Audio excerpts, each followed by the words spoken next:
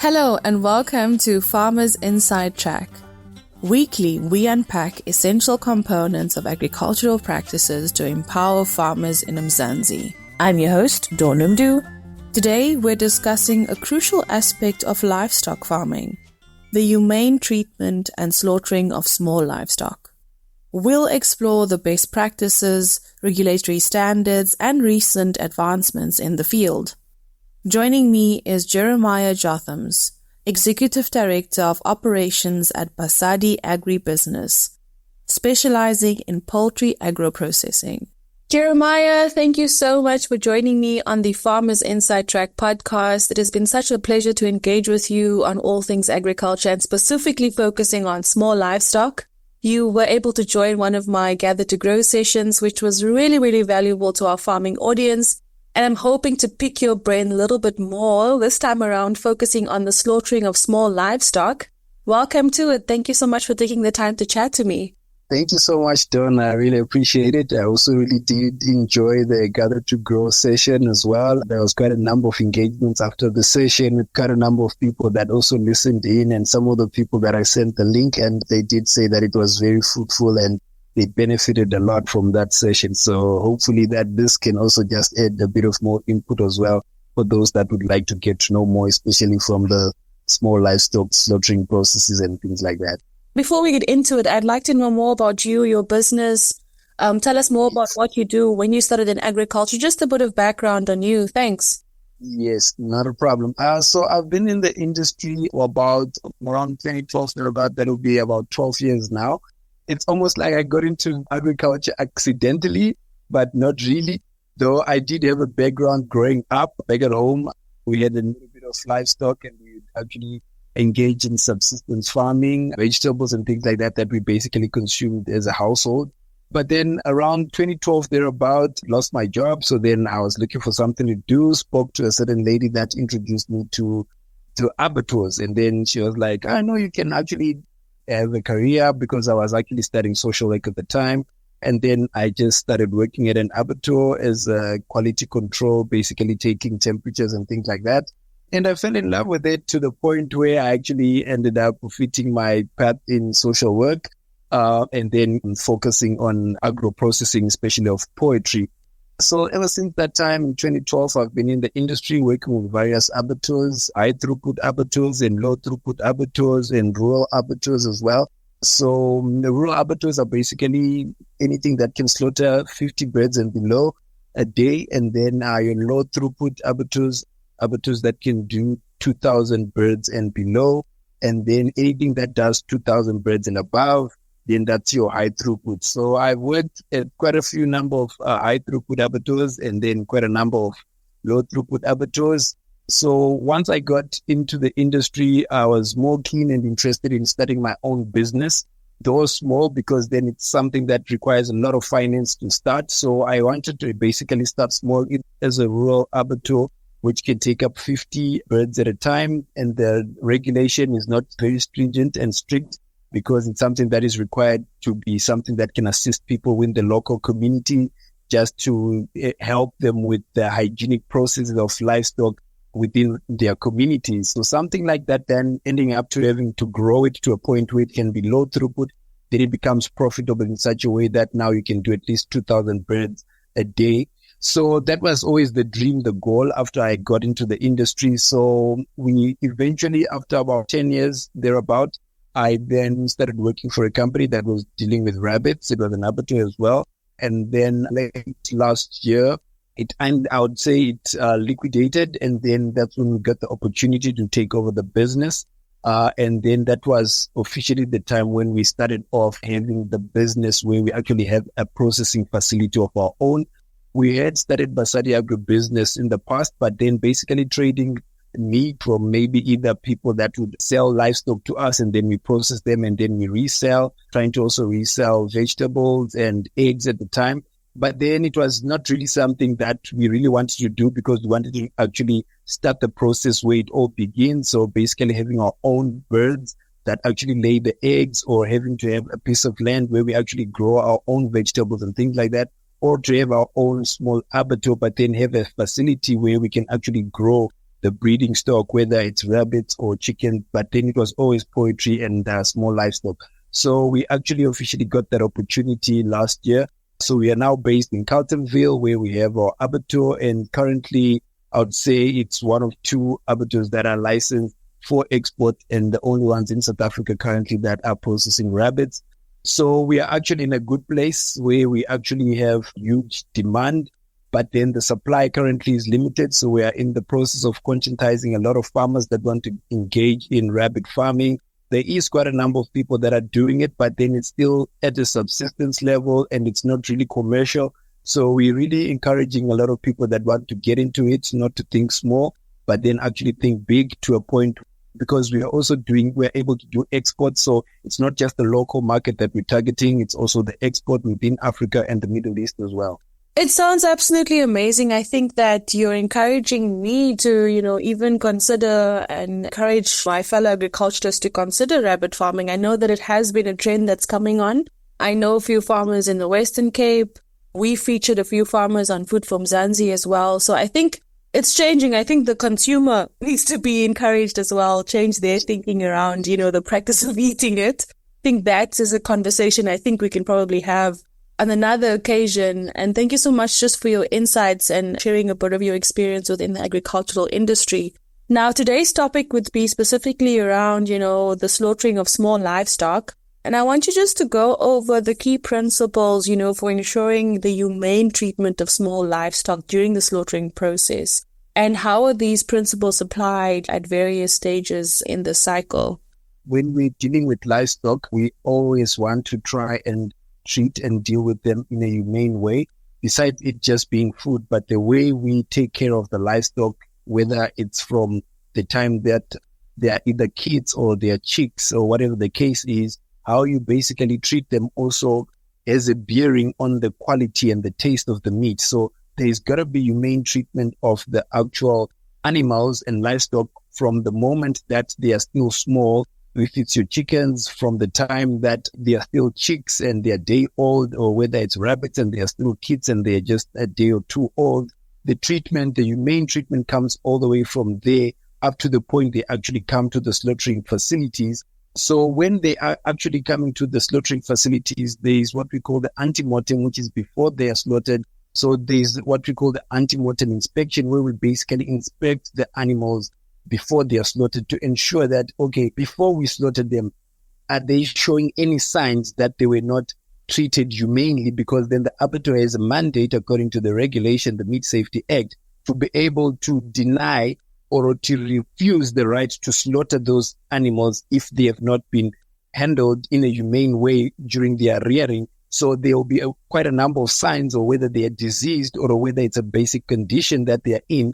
We are able to either say, okay, because of the condition that these birds are in, we can either slaughter them first because maybe they have been injured in the process of bringing them to the abattoir. So because they are in pain, let's rather slaughter them quickly so that the pain is removed from them. Then they are immediately slaughtered and then they are in the processing line. Or maybe for argument's sake, they are coming from a farm which was not properly handling the birds in terms of cleanliness, where the birds are soiled or maybe the feathers are dirty and things like that. That also has a bearing on the actual machinery in the abattoir. Then it obviously dirties the slaughtering lines and things like that. So we can decide to say we slaughtered these ones last. Or in the event that, let's say, maybe we see that these birds have not been treated humanely and maybe they are in such a state that they are malnutritioned and things like that, we can actually deny the right to slaughter them. So that's the duty and the responsibility of the antemortem inspector. So that's where we basically deal with the humane treatment, especially when they're coming to the abattoir. So once they have arrived at the abattoir, depending on the distances that they travel, according to the regulation, these animals should not travel a distance which is beyond 4 hours for them to get to the abattoir. So once they get to the abattoir, they need to have at least a resting period of at least about 30 minutes, just so that they can calm down and then they relax and then they rest. And then in that holding area, it can be dimmed. So the lights can be a bit dim, not very bright, but dim. And then also they can, if it's also hot, then we can ensure that there's a bit of sprinklers around the holding area so that they are kept cool as well, especially when it's hot. But then if it's, let's say, like winter, it's very cold, then sometimes you'll see that sometimes maybe some abattoirs have somewhat some sort of shades where basically there is no direct contact with the wind, which is extremely cold or things like that. So then we basically ensure that before the actual slaughtering process starts or where we are at the abattoir, we do assess before slaughter if these animals have been handled in a humane way. And as we handle them from the trucks into the abattoir, there is also regulation which regulates us to ensure that we treat them in a humane way. And also SPCA does come in play. In various abattoirs, they have the right to come through to the abattoir and just ensure that they see the slaughtering process to also inspect if the animals are being treated in a humane way as well. Thank you so much for that breakdown, Jeremiah. You've just mentioned some of the, best practices when handling, small livestock prior to slaughter to minimize stress and promote animal welfare. You mentioned that there are certain regulations around it. Maybe you can just talk about the regulations and what it actually stipulates, if you're able to just share a bit of information on that. When it comes to especially us at the abattoirs, what we regard as our Bible, the Meat Safety Act 40 of 2000, basically that's what one of the core regulations which governs how we process the meat from livestock to meat. So when it comes to minimizing stress and ensuring animal welfare, the regulation does state that from the transport, the actual transport itself, so whether it's a truck, there's actually regulations to ensure that, okay, when the truck is there, it must be ensured that it doesn't have any wires. The livestock, if they're in crates or if they're in a trailer, it should not have any sharp edges and things like that. So all those things are to ensure that animal welfare is kept at good standards. And then once they get to the abattoir, so many ways to minimize stress. I did also point out to the fact that, okay, there needs to be at least a resting period of at least about 30 minutes so that once the birds are there, they get some time to rest, because when they are on the road, they might be stressed. So the stress can either be the moving from one environment, which is the grow houses, to the actual abattoir. And then sometimes if it's hot, then they can also be heat stress and things like that. So when they get to the abattoir, we should ensure that if it's hot, then there's a bit of cooling that is there. The lights are dimmed. And beside the waiting period there, it should be not such of a noisy place, because also once it becomes very noisy, that can also easily stress the birds. So the regulation does stipulate all those things, that when they are actually in the antemortem or holding area and antemortem inspection is being carried out, these are the various regulations that should be in place. So even like with your truck, the exhaust pipe should not be facing up. It should be facing the ground. And when obviously it's in motion, the smoke doesn't come all the way into the truck once it's in transit.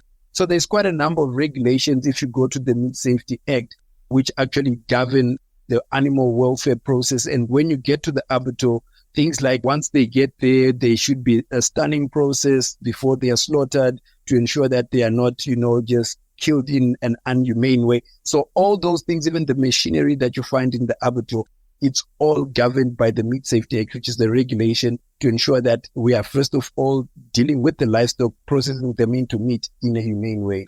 Thank you so much for that update, Jeremiah. Now, we spoke about this briefly during our live, but maybe if you can just explain to us what are the different slaughtering methods, in terms of halal, kosher, and conventional methods for small livestock, and how does it vary?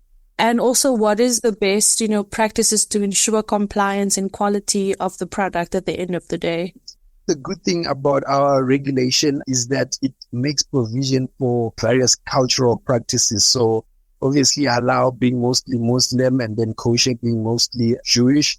And then the conventional, which is pretty much not really governed by any traditional practices, but basically just the slaughtering process without adhering to various stipulations from either various cultural backgrounds. And then there's also a provision in there which accommodates African traditional ways of slaughtering. But then there's various differences, and it all is the techniques of how to slaughter. So when we come to the halal way of slaughtering, so basically the regulation from my understanding, is that the person that actually does the slaughtering has to be a Muslim man. It doesn't necessarily have to be either a priest or somebody, but then it just has to be a Muslim man. And then every month there is an inspector from the council, which basically come to ensure that these guys are adhering to obviously the various requirements that are in place to ensure that the product has to be halal. So the fact that even structurally at the abattoir, they have to have a separate facility where basically they can be offered the opportunity for them to pray, because they pray often. So they have to be having a specific room where they can be able or allowed to go and pray, separate from the slaughtering facility. They also have separate ablution toilets as well. But it's just made out in such a way that it accommodates them and basically their requirements. So once they come through to the abattoir, for it to be halal, first of all, there's various councils. There's a council that actually regulates. There's a halal body, sort of like a council. And then there's various companies there. So like, for example, there's SANA, there's NIHT, there's MJC. So depending on which company that you agree with, then they come through, then they bring their personnel who are mostly Muslim men. And when they basically slaughter, they are basically praying during the slaughtering process. So that's what pretty much makes it halal. And obviously, there isn't supposed to be any form of association with anything to do with pigs or pig products. That has to be handled at that that facility. So that's pretty much halal. And then basically every day those guys are there. But then once a month, their supervisors basically come. They basically do some form of audit to ensure that the guys are adhering to that. And that's pretty much what makes it halal. When you come to kosher, it's specifically supposed to be a Jewish priest. So it's not just any Jewish man, but it is actually supposed to be a Jewish priest. They don't basically slit it across the neck. They have a specific way of actually holding the neck of the bird, and then they slit it from the beak going down the throat. So it's a straight line and it's not going horizontal. That's also the difference between the halal and the kosher.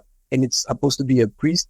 They don't stun, and it does go through deferring, but then it doesn't go through the scalding process. So this is for a chicken.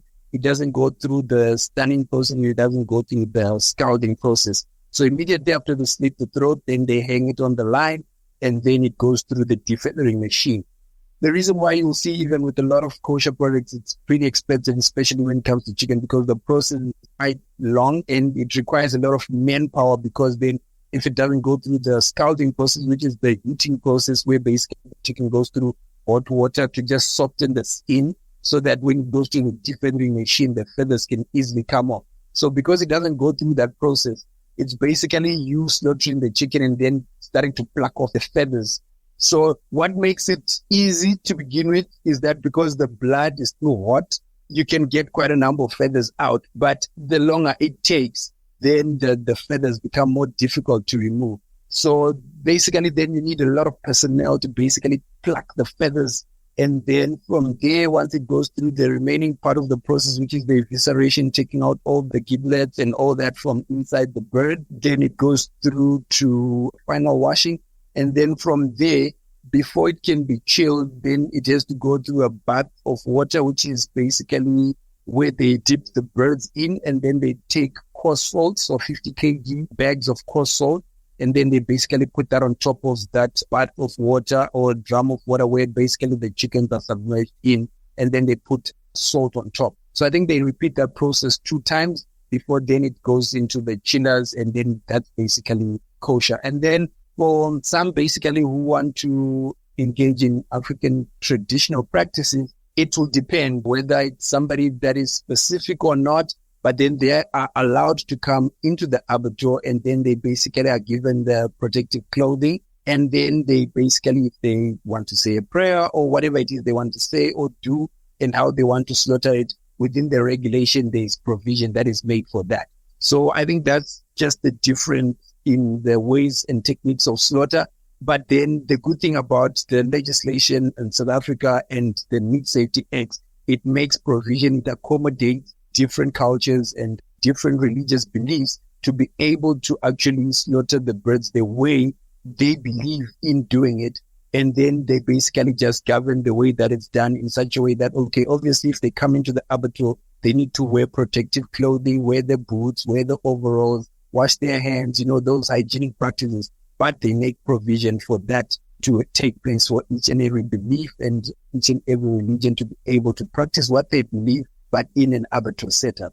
Thank you so much for that breakdown, Jeremiah. Now, throughout the conversation, you've been referring to stunning techniques. Maybe you can just give us a breakdown of what that is and also the most effective ways of using stunning techniques for slaughtering of small livestock, and how do you kind of ensure the effectiveness of this practice? Thanks. There is two different ways of stunning, especially for the small livestock. So it's either the handheld stunning, basically where you hold the animal, whether it's a rabbit or whether it's a bird. So you actually hold the head against a stunning machine where there's two electrodes, and basically once there's contact between the animal and those two electrodes, then basically stun the animal.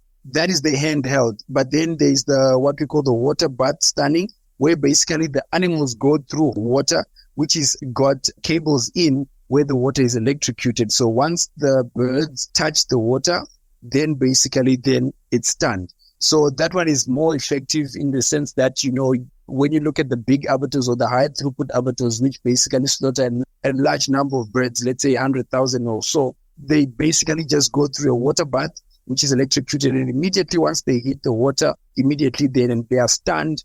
And so between 4 to 7 seconds of contact in that water, then the bird is effectively stunned. So even with the handheld, you then have to hold the bird against the stunning machine for at least 4 to 7 seconds.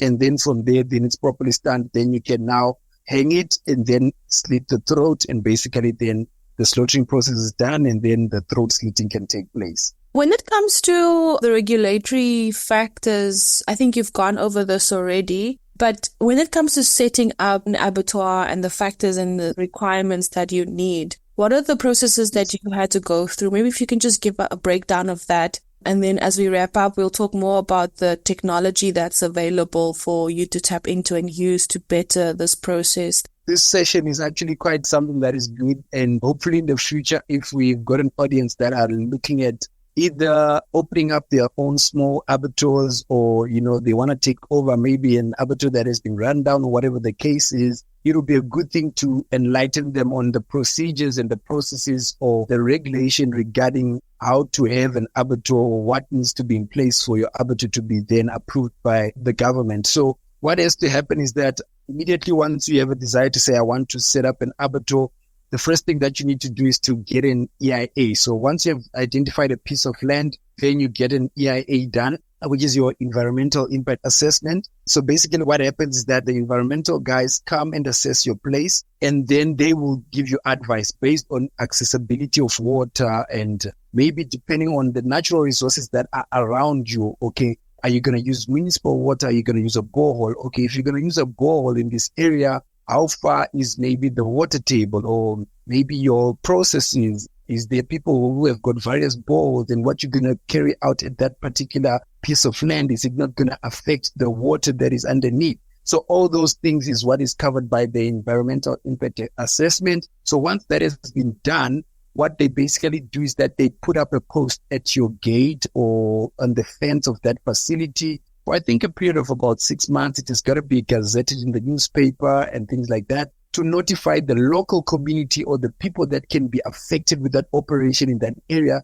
to say, okay, this particular individual, he is desiring to open up an abattoir, and then it's going to process maybe X amount of chickens. And so if there's any people that are opposed to this, or whatever the case is, you are more than welcome to write into then there's either maybe emails or telephone numbers or things like that, for people to address their concerns, to say maybe, no, this area is maybe a particular, maybe it's not designated for this, or maybe that they don't allow drilling of balls in that area. So all those things are covered by the EIA. But then after that, once that has been approved, then basically what you do is that you get your plans in place. So you design your abattoir, and then the design of the abattoir is also regulated. So the gradient of the flow of product from the clean area to the dirty area has to be a certain gradient for water to flow from the clean area going to the dirty area. So there's a lot of things, your walls should not be 45-degree angled. They must be curved.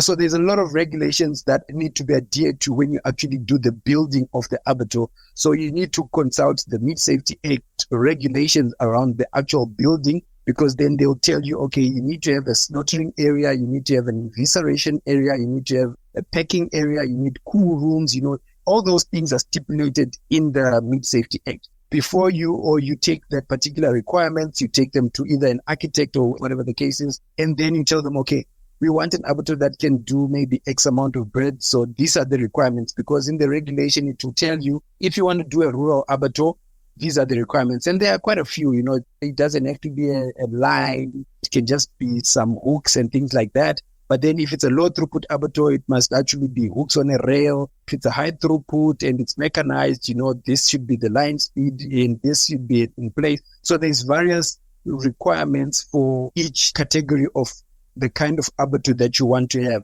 So if you're at entry level, then it's going to be a rural where you can process either 50 chickens or 50 ducks or whatever the case is, 50 poultry at a time. And then the requirements are very small because it's considered to be a rural abattoir, and it's not really something that is profit driven. It's something that is actually there to aid the community. So the requirements are very, very minimum. But then when you now go to the low throughput where you can do 2,000, that is considered something that you can do as a business, which will be profitable. So then the requirements are a bit stringent, because then obviously now you're going to deal with supplying quite a number of consumers. So they ensure that, even the hygiene practices, they are a bit more stiffer and things like that. So the requirements of the actual building, you can find them in the Meat Safety Act. So then once you submit your plans, then you submit your plans to the Department of Agriculture. So under veterinary services, depending on which province you're in.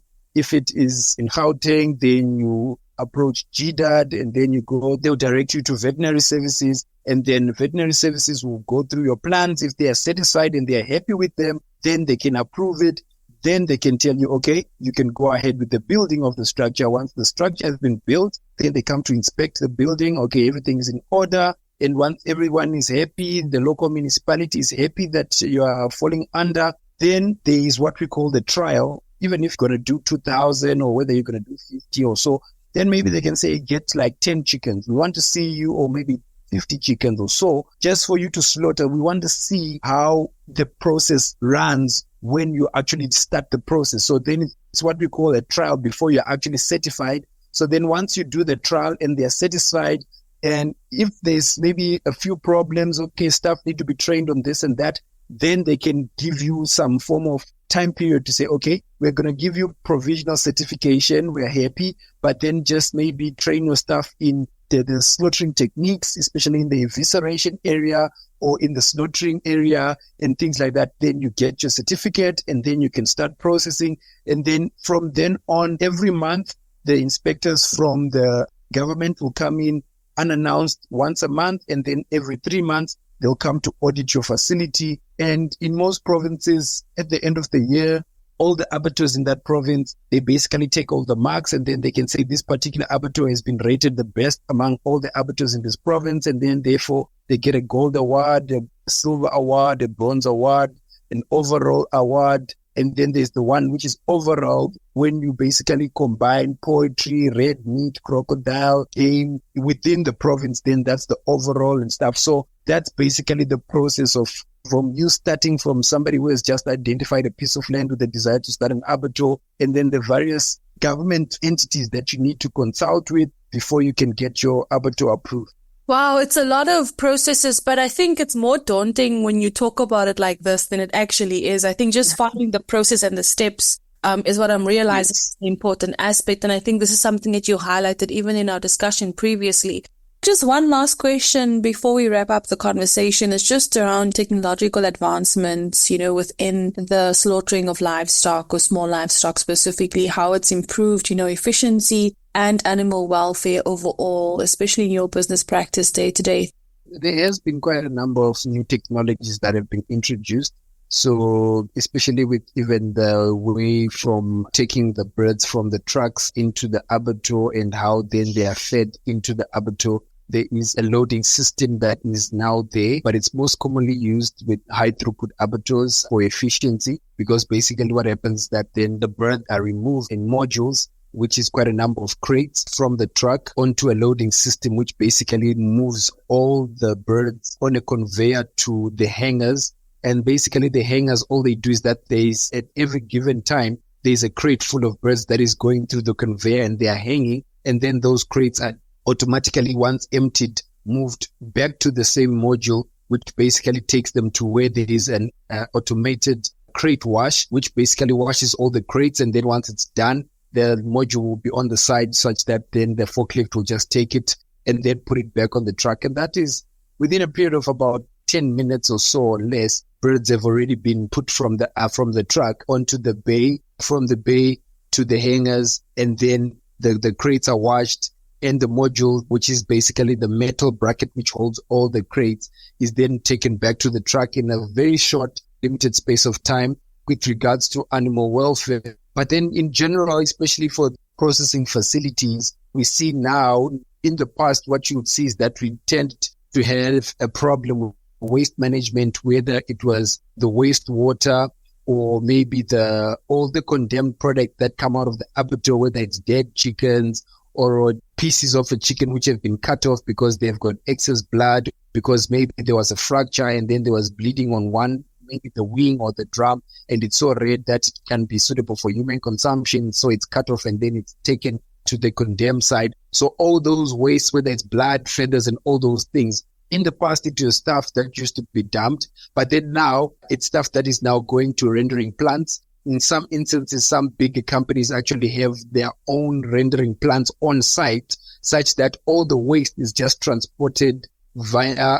pipes from the abattoir to the next side of the facility, which is the rendering plant, where all that waste is then rendered into either blood meal, feather meal, or the other waste, which is also a product which can be used as inputs for making your pellets for the birds again. So you'll see quite a number of companies are actually adopting that method, because then it also saves them on having to buy feed and all that, because then some of the key components or main ingredients for pellet making for the next batch of feed for birds can actually come from also part of the waste which is coming from the actual facility, which is the abattoir. And then now a lot of abattoirs are now engaging in water, where basically they use all their wastewater and then they purify it and bring it back to the abattoir to reuse it. Most of the water is not used though for drinking, but then you'll see that some can be directed into the toilets and other parts of the facility where basically they don't really need drinking water. So maybe whether it's washing of crates or things like that, the water will be clean, but then because it's recycled water, it can be used for those kind of things. So you'll see that with the advancement of technology, there is pretty much a lot of saving, and then there's a lot of waste that is actually now being reduced, which can impact the environment. So a lot of this waste, which used to be there in the past, filling up your landfills, especially at the municipalities, where basically they'll take all this waste and fill up landfills and things like that. Now that waste is no more going there, it's basically going to rendering plants, and some companies having their own rendering plants, which can now be used as byproducts, which are now being utilized after being processed and rendered into becoming inputs of the next process, which is now feed making. So we are definitely heading in the right direction because of obviously a lot of conscientization on our processes impact the environment and climate change and things like that. So there's constantly new ways of trying to deal with even our waste and things like that in the abattoir to try and ensure that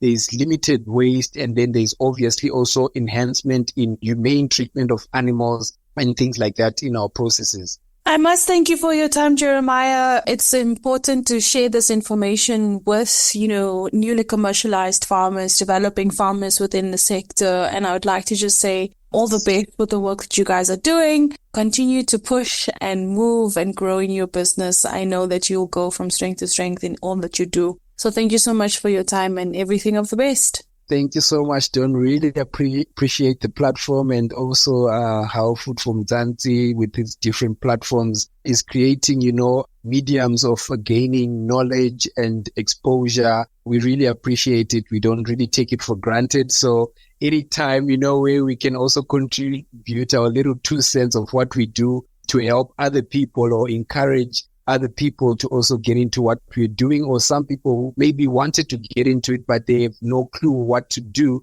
For example, Shobi was actually contacting me earlier in the day to just talk about, okay, what about those courses that you do if you want to be knowledgeable about meat processing, like your poultry meat examiner or red meat examiner and things like that. So I really appreciate the platform for us to share and, give exposure to quite a number of people and their businesses.